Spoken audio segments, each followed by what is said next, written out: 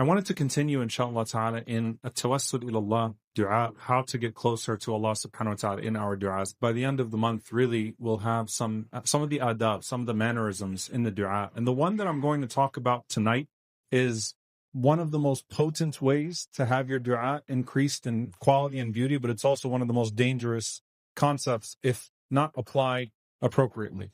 And that is the concept of inqisār, to be broken in front of Allah subhanahu wa ta'ala, to idhār al-faqr, to show your poverty, to show your vulnerability, and to speak of it in the capacity of your du'a. It's actually pretty dangerous if you do it wrong, but it is very powerful if you do it right. And so I want to give you an analogy actually that I was thinking about, subhanAllah, as we went into ayat al-sajda in Surah al-Furqan. We have the verse of sajda, and then وَالَّذِينَ يَبِيتُونَ لِرَبِّهِمْ سُجَّدًا وَقِيَامًا. Allah subhanahu wa ta'ala emphasizing people that spend their nights in prostration and sujood, and Allah subhanahu wa ta'ala condemning those that don't make sujood to Ar-Rahman. So I want to give you an example here. If your du'a could be drawn out, what does a du'a look like in sajda? You know, physically speaking, right? You have the image in your mind. When you physically humble yourself to Allah subhanahu wa ta'ala, your face is on the ground, and you're saying, Subhana Rabbi al-A'la, right? What would your du'a look like if it had a physical image to it? How do you make your du'a like a sajda, right? And so we just talked about how to extol the names and attributes of Allah subhanahu wa ta'ala, right? Al-asma' wal-sifat. And so you're glorifying Allah subhanahu wa ta'ala, and you want to humble yourself. You want to lower yourself to Allah subhanahu wa ta'ala. And we find this in many places in the Quran in very beautiful ways. Rabbi inni ima anzalta ilayya min khayrin faqir. What Musa alayhi salam says in Madian when he's completely desperate. Oh Allah, I am in need of whatever good you are going to send to me. I am completely in need of that. Right? So extolling Allah subhanahu wa ta'ala's greatness. Zakaria alayhi salam.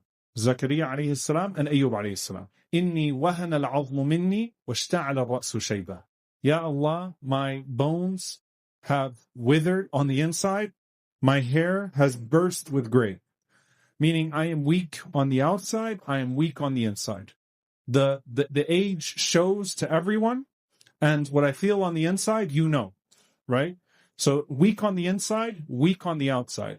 Ayyub alayhi salam, when Ayyub alayhi salam calls out to Allah subhanahu wa ta'ala, massani ad-dur, that, oh Allah, I have been struck by hardship. Wa anta arhamur rahimin, and you are the most merciful of those who show mercy, right? So all he did, literally, was a name of Allah subhanahu wa ta'ala, attribute name of Allah, and idhār al-'abd, idhār al-hal, to show his weakness to Allah subhanahu wa ta'ala. There's so many things that we have to take into consideration when doing this right, though. Number one, make sure that you mention the blessings of Allah upon you before you mention the hardship that you are in. Okay? If you're going to mention the hardship that you are in to Allah subhanahu wa ta'ala, make sure you first mention the blessings that you have in your du'a. Don't go straight to the hardship. Instead, start with the blessings, the things that you're grateful for. Because that's part of the hamd, that's part of the thana part, right? That's part of the thana part. Praising Allah subhanahu wa ta'ala. So praise and thank Allah subhanahu wa ta'ala for the blessings that you do have.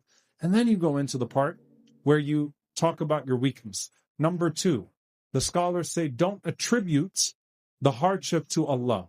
Al-khayru kulluhu biyadih. Right? All good is in the hands of Allah subhanahu wa ta'ala. وَالشَّرُّ لَيْسَ إِلَيْهِ. And we don't attribute hardship and evil to you. So don't say, oh Allah, you did this to me. Or don't even insinuate that you put me in this bad situation. Attribute the good to Allah. Don't attribute the hardship to Allah subhanahu wa ta'ala, because that would be bad mannerisms in du'a. The ulama also mention, when it comes to the blessings of Allah subhanahu wa ta'ala, وَأَمَّا بِنِعْمَةِ رَبِّكَ فَحَدِّثْ. Speak of the blessings of Allah. Someone asks you how you're doing, you say, Alhamdulillah. You know, here we are, we're in good health, we're in good spirits, Alhamdulillah, everything is going well, Alhamdulillah, Ameen. Extol the blessings of Allah upon you. Show that gratitude. Spread the spirit of gratitude, right? Look at us, Alhamdulillah, we're living in this situation, that situation, I have nothing to complain about. أَمَّا بِنِعْمَةِ رَبِّكَ فَحَدِّثْ. Right? So speak of the blessing of Allah subhanahu wa ta'ala, not in a boastful way, in a grateful way. But when it comes to your hardships, and when it comes to complaining about your situation, I complain of my hardship and grief to Allah. Okay? So Yaqub alayhi salam gives us that example. He's not complaining to his sons about it and says, then I'm going to go make dua for it too. Right? He's keeping it up bottled in a healthy way. I actually don't want to use the word bottled. Let me put, he's channeling it to Allah subhanahu wa ta'ala. Sometimes, of course, people need counseling. Sometimes people need shura. That's different. This is not what I'm talking about. I'm talking about complaining. As Ibn al-Qayyim rahimahullah ta'ala said, when you complain to other people, it's like you're complaining to the one who shows you no mercy about the one who shows you all mercy. Okay? Allah is the one who shows you mercy. And so when you go complaining to people, it's like you're complaining about the one who shows you mercy to the one who shows you no mercy. Right? No. Keep the hardship and the circumstances. Look, I'm going to take that to my du'a. It's a part of my grieving process to Allah subhanahu wa ta'ala. Turn to Allah subhanahu wa ta'ala with that brokenness, with that hurt, with that hardship. And when it comes to the blessings, speak of the blessings of Allah subhanahu wa ta'ala upon you and bring them into your du'a. The ulama also mentions something very beautiful here, which is don't disparage yourself, but mention your desperation. Like if you look at the ways of the Prophet ﷺ in this regard and the prophets, they didn't attack themselves when they were complaining about how hard, something was. They didn't make themselves unworthy and express self-hatred, right?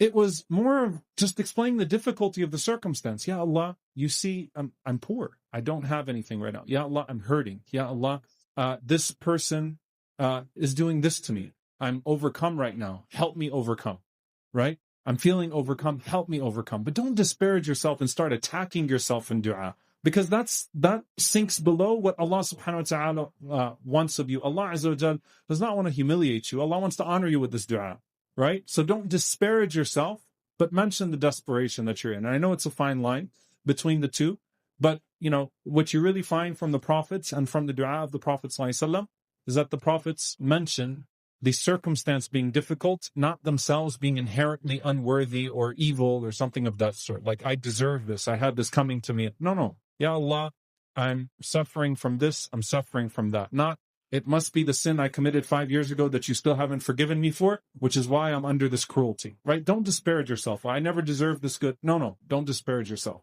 Mention the hardship of the circumstance that you're in, but don't disparage yourself. The next thing that the scholars mention in this regard is that as you complain to Allah subhanahu wa ta'ala, don't condition the alleviation of the hardship with worship, or condition your worship with the alleviation of hardship.